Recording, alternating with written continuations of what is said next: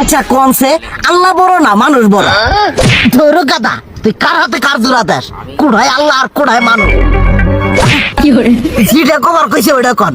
আল্লাহ বড় না মানুষ বড়? আল্লাহই তো বড়।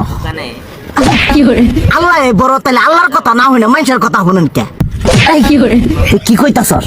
কি আর আল্লাহর কথা মানে না মানুষের কথা মানে? হ্যাঁ, কি আর মানুষের কথা শুনেন তাই না?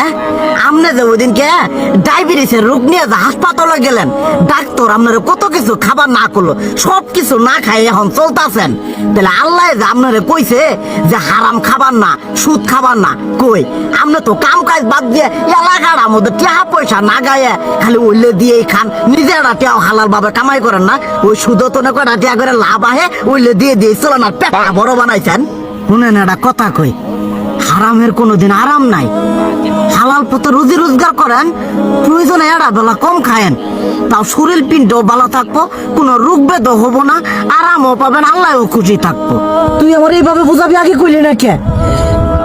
আসলে এই বিষয়টা তো আমি কখনো মাথায় এইভাবে নিইনি যে আমাদের কখনো ডাক্তার নিষেধ করলে ঠিকই আমরা নিষেধ মানি, কিন্তু উপর আল্লাহ যে কত কিছু নিষেধ করে দিয়ে সেটা মানি না। আর এই যে হারাম পথে টিয়া পয়সা কামাই করতেছেন, শরীরের মধ্যে দুনিয়া রোগ ব্যাত হয়েছে, দেখা যাইতেছে যা টিয়া হারাম পথে কামাই করতেছেন তার তো বেশি টিয়া মনে করেন জ্বলে যাইতেছে গা বেশি।